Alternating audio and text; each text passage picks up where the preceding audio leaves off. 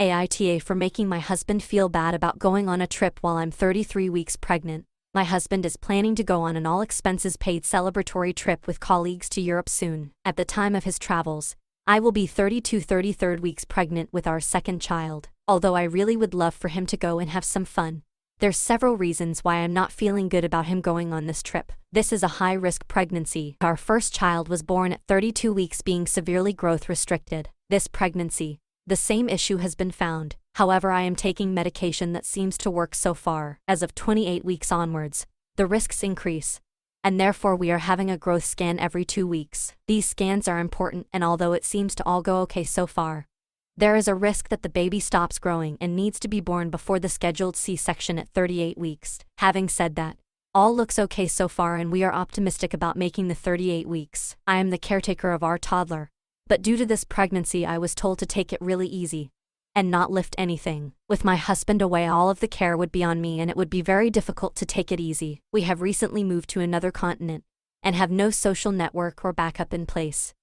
If something were to happen, I have no idea who to call to look after our toddler. I would literally be on my own. He would be away for 10 days total, which I think is too long. He would be 2 flights away, total of 15 hours in the air excluding layover. The 32-week mark will be an emotional time for me, as that's when our first child was born through emergency C-section after a very scary pregnancy in which we were never sure he would make it. He spent 2 months in hospital before coming home. Hitting the 32 weeks will be a milestone, but at the same time brings back memories. I'm just not feeling very confident.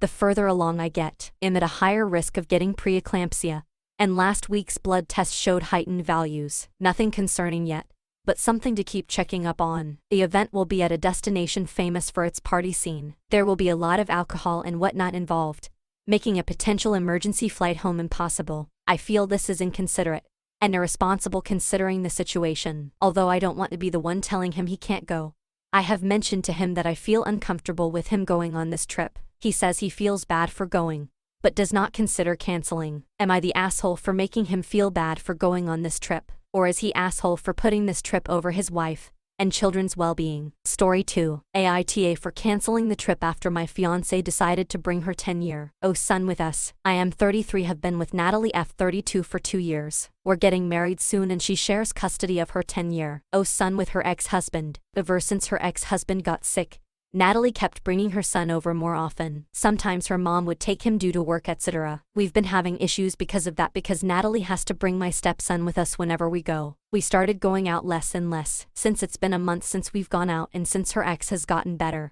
I've arranged for a trip to the beach for the weekend. It's supposed to be a couple's getaway. She was excited for it and prepared for everything. The night before the trip she comes up to me and says, "Hey, Tom is sick again," and he asked if I could take Taylor to spend the weekend with us. I was gobsmacked. I asked what she told him and she said she agreed. She then proceeded to tell me that she'd like to take Taylor with us to the beach. I got upset and told her to not bother because the trip was officially cancelled. She looked at me shocked, but I told her she shouldn't act shocked and surprised after she successfully ruined yet another opportunity for us to have quality alone time together. She went on about how she couldn't believe that I expect her to ditch her son since her mom was busy as well and getting a babysitter wasn't on the table. I just shrugged and told her it was done, then I walked out. I went with the guys instead and she has been upset with me about it, saying I could have just agreed to let my stepson Tyler come with us, and we would have at least had some family time together while Tom gets better. She said I was the one who screwed up. AITA, EDIT.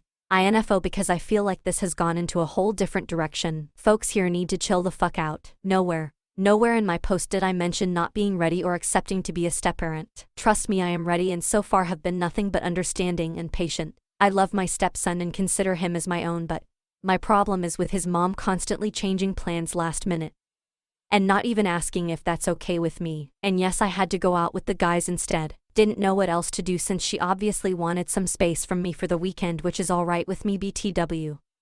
I'm not mad about that at all. I'd just appreciate it if she'd been a little bit more considerate of my thoughts and opinions. Story 3. AITA for not letting the marathon cyclists cut through my land, as they have been doing for years. My husband and I bought a home with 15 acres back 4 months ago. On our land we have 2 gates on either side of the field and it's a good distance from my actual house. Well, last week we received a mail notice with a reminder to open both gates for the upcoming bike marathon thing that they apparently have every year to allow access to the cyclists to cut through to get back to the main road. Neither my husband or I are okay with this. First, I truly don't want a bunch of cyclists on my property. As it is, we already can't do anything that day because our whole street is blocked off. Not only that, but this was not mentioned in the sale of the home either. If any of these people were to get hurt on my land, I would be deemed responsible, and it was not something I was willing to accommodate to. So I go to the town hall and tell them that our property was not going to be used as a shortcut for cyclists to get back to the main road, and said they would need to find an alternative route. It was argued that this is how things have been for 6 years and that it would take far too much time to map out a different route on such short notice. I told them it's not my problem. Well, the day came and went. We kept the gates closed, and despite the fact that these cyclists were supposedly told they couldn't use our property,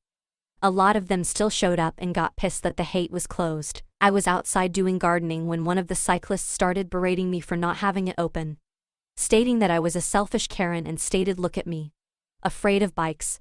Let me be a cunt about it." AITA. Story 4. AITA for still holding a grudge and telling my mom that she will be sent to nursing home while my dad will get the in-law suite. Throwaway account. I don't have a very good relationship with my mom. She's a vain, superficial and materialistic person, and I honestly can't understand what my dad sees in her. I can you the exact moment I stopped caring about mom. It was when I was around 13. I had gotten into a horrible accident, and when I was riding my bike and an irresponsible driver hit me. Thankfully I survived, but my face had a large scar, and it would take cosmetic surgery to fix. As soon as I had recovered, my mom started pushing hard for the cosmetic surgery, but I was just too anxious to go back to the hospital. Thankfully, my dad put his foot down and told my mom that I would only get surgery when I was ready, and told me I was still beautiful. To get me to want to have the surgery, my mom would get my brothers and cousins to tease me about my scar.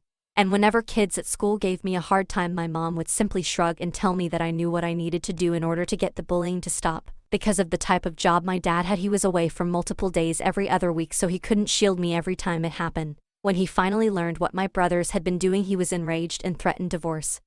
When my mom wouldn't support him punishing them, which made my brothers even more angry at me, because if I had already gotten the surgery, then our parents wouldn't have been fighting. Eventually, I caved and begged my dad to let me get the surgery, and I did. However, during my recovery time, my mom's best friend was getting married, and while the whole family was invited, my mom only took my brothers with her while my dad stayed to take care of me. At first she said it was because I needed my rest, but when I was 17, my mom revealed that I wouldn't be pretty enough for the wedding photos. After that day, I started to resent and even hate my mom. I actually eloped to spite her because I knew how much she fantasied about her moment as mother of the bride, and the only reason I still have any communication with her is because of my dad. My husband and I have now purchased a home, and on the property there's a smaller one-bedroom in-law suite. This is where I intend for my father to stay if he ever gets to that point when he's old. When my mom saw the place, she made lots of complaints and stated that she would require one of the bedrooms in our house. I looked at her and asked why she thought she was ever going to stay with me and not the cheapest nursing home I could find. My mom was shocked and asked why I would do that to her, and I finally told her because she was a crappy parent,